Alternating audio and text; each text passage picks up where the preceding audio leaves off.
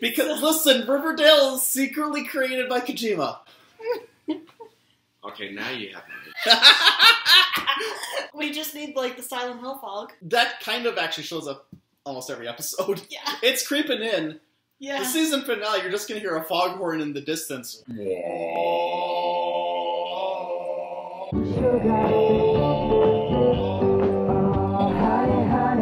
Hey, everybody. Hey. Hey, we're back after our hiatus. Look who's also back. From his hiatus. Still not watching the show yet. I think I'll get on then. Anyways, we're back with a recap of episode 8 of Riverdale. So, there was drama. There's always drama. Yeah. This is So, Riverdale. this is more of an Archie episode. Yes, we got actually like a lot of focus on him and his dad. Yeah. Lots of father-son bonding moments. Let's see. Fred's trying to start the construction of, I guess it's an apartment? But it's on an ancient blossom maple syrup burial ground. Yeah, he came back just in time for the poor maple syrup. So, his guys walk out on him before they can even break ground. Because Blossom bought them out. So, of course, Fred goes to Clifford Blossom and is like, what the fuck, man? And he's just like, well, that's old Blossom property. Thus, everything in Riverdale belongs to us. Your dog's having like an asthma attack. He's good now. Yeah. Archie decides, I'm going to parent my dad now. And so I'm he... the dad now. Exactly. We're all dads now. So he decides to help out. He grabs his friends. He grabs Jug and Kevin and Moose. They decide to help with the construction because, yeah, child labor. And then in the evening, some thugs come over and start wrecking shit. Moose runs out, tries to stop them, and gets beat up for his trouble. Poor Moose. Yeah. Moose was also, I think he was trying to flirt with Kevin earlier. Yeah. He's like, yeah, Kevin, you're getting jacked. And Kevin's like, oh, I prefer one-on-one sports. Like, do I know any sports? I know sport ball. Boxing. Yeah. They're trying to figure out, like, who did this, and they immediately... Here's what was really impressive. Something illegal happened, and they called the cops. Yes! This is a very smart town. People actually call the police when the police should be called. Yeah, so Keller's like, who do you think this was? Did you get any glimpse of them? And they're like, no. Was Well- it the serpents? Of course, poor Jughead is like, no, it couldn't have been them. Like, don't jump to conclusions. The whole episode, Jughead's trying to downplay how dangerous the serpents are. Because there's another scene where Betty's like, I heard the serpents were doing drugs. And Jughead's like, what? Doing drugs? Drugs. I know they're like an evil biker gang, but doing drugs? That's ridiculous. They're not the Hells Angels.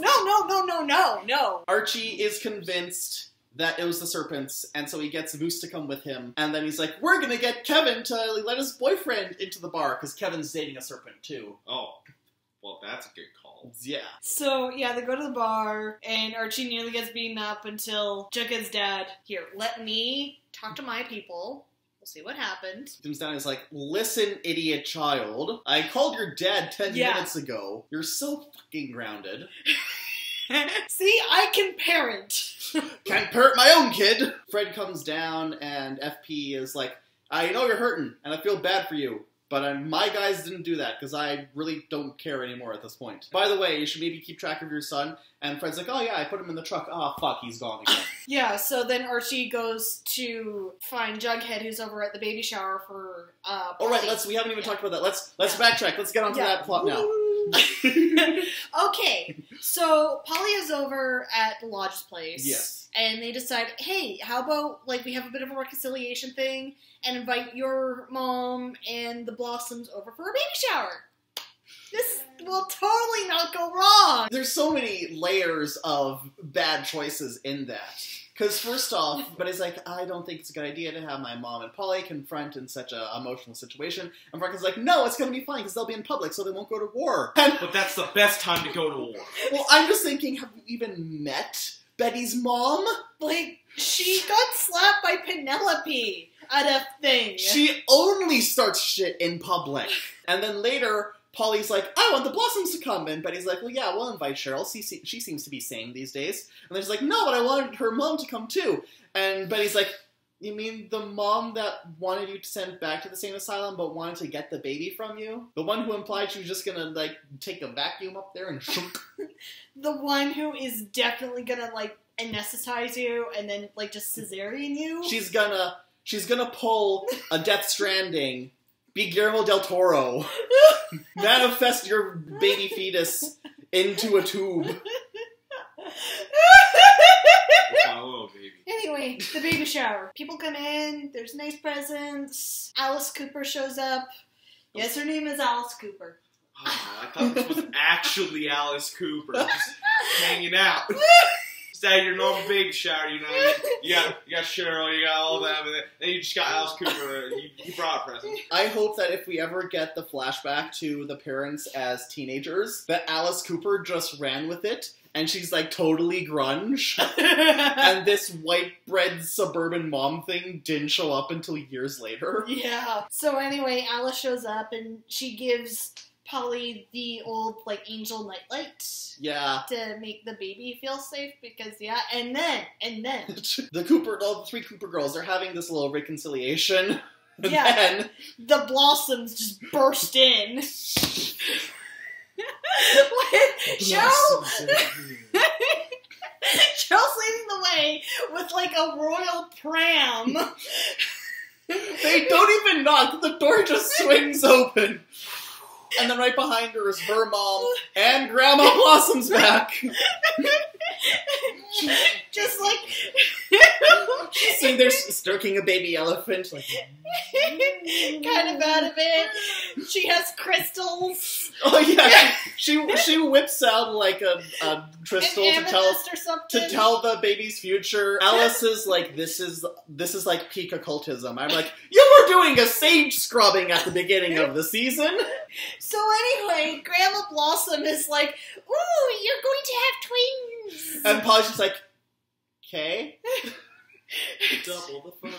So what was the other present? Blossom heirloom, little rocking horse. Oh, yeah. Antique rocking horse. Yeah, and that starts another fight. Penelope extends an invitation to come and stay at the Blossom Mansion. Alice is like, no, she's not. And they get into a fight, and then Polly's like, you both need to shut the fuck up. Montague and Capulet. You made these civil hands unclean, you fuckers.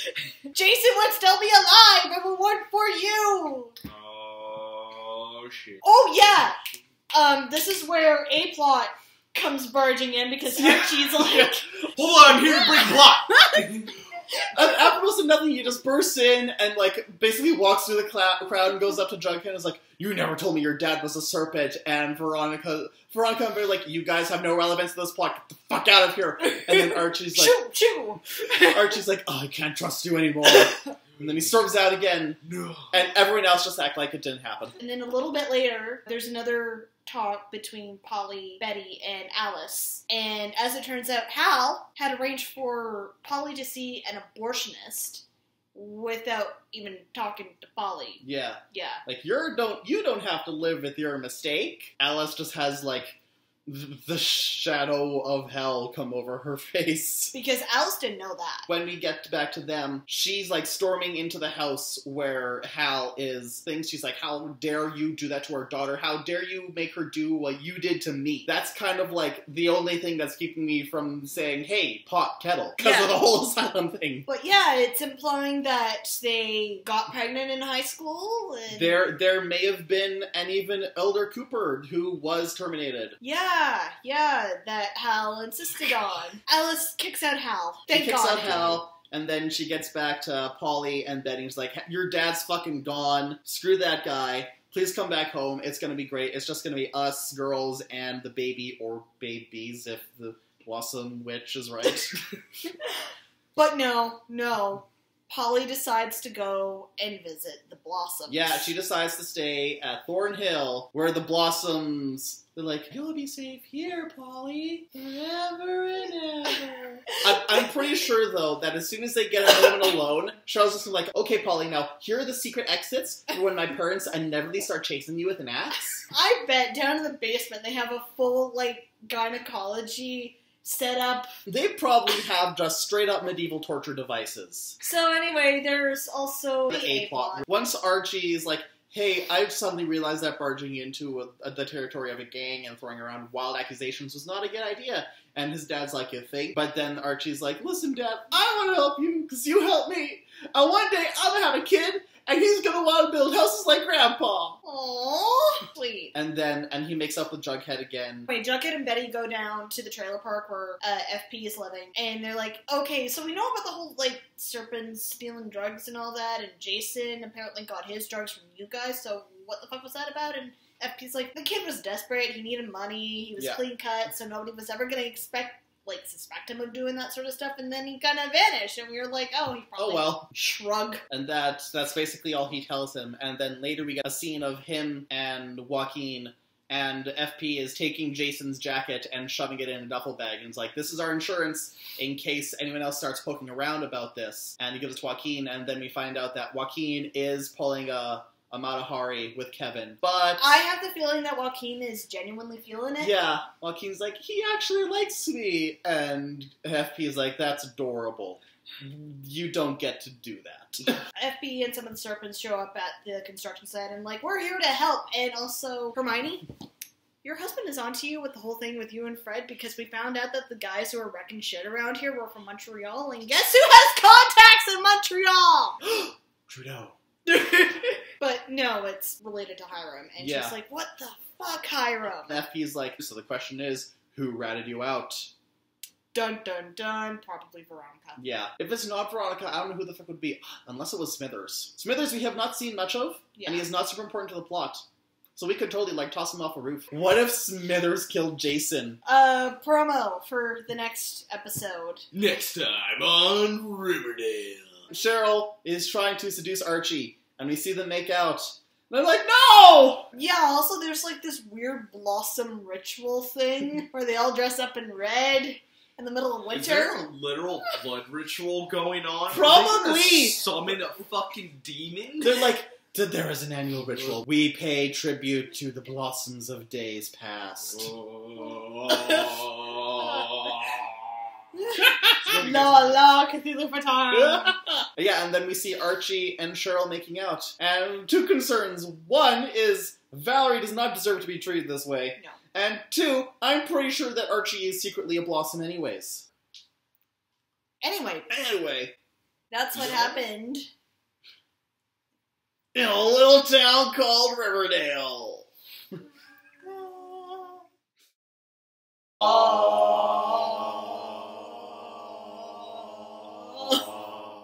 Okay, that was probably long enough.